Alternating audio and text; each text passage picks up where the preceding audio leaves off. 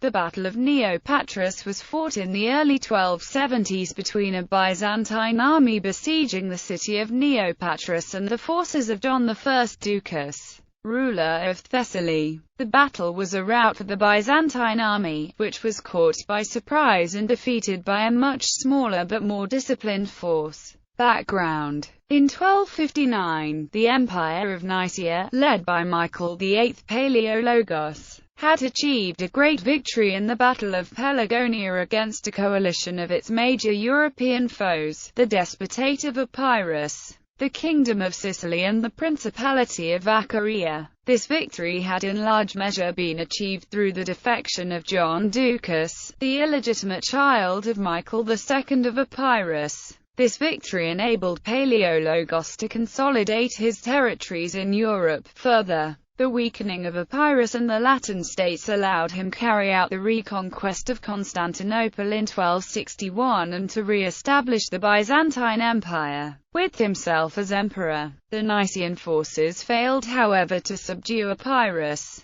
John Doukas quickly returned to his father's allegiance, and the local population remained loyal to Michael II.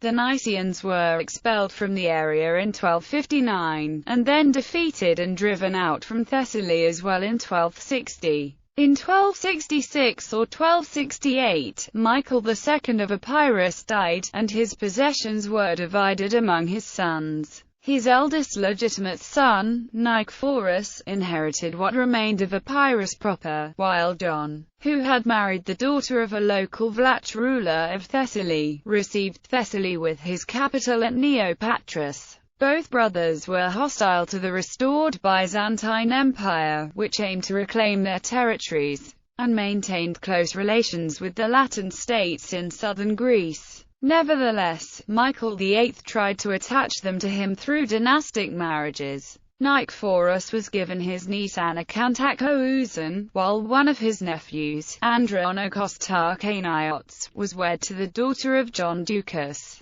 who in addition received the light title of Sebastocrata. Michael failed in his aim, however, as both, and particularly John, remained ill-disposed towards him. Following the deeply unpopular union of the churches in 1274, the two even provided refuge for the many dissenters and critics of Michael's religious policies. Nevertheless, through the negotiations, the Act of Union and the submission of the Greek Orthodox Church to the See of Rome, Michael averted the danger of a concerted Latin attack on his state, and was free to move against his enemies. Immediately, he launched offensives against the Sicilian holdings in Albania, and against John Doukas in Thessaly. The battle. For the campaign against Thessaly, Michael assembled a huge force, mostly mercenaries, which contemporary sources put, certainly with considerable exaggeration, at 30,000. These were placed under his own brother, the despots John Palaiologos, and the general Alexios Kabularios.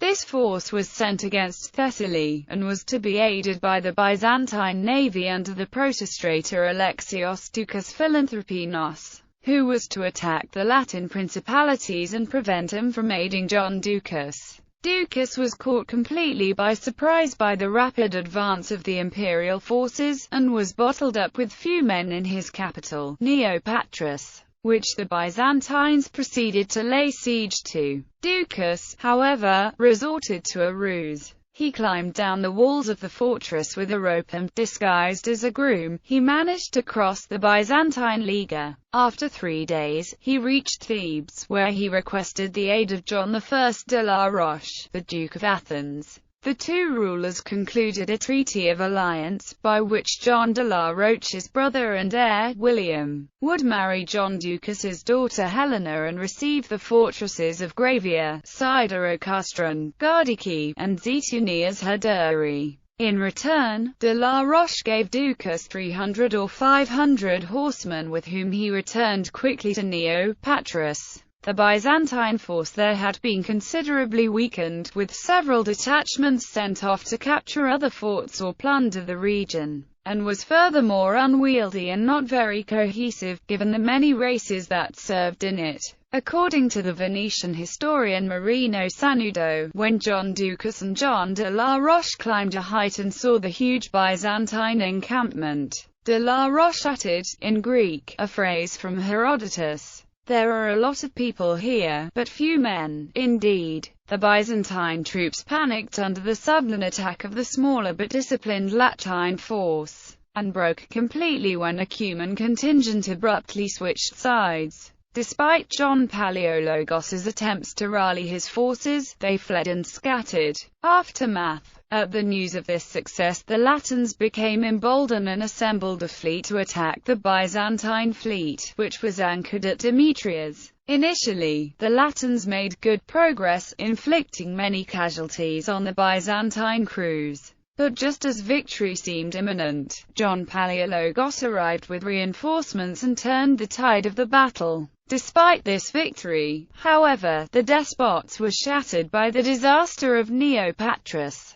He resigned his post and died later the same year.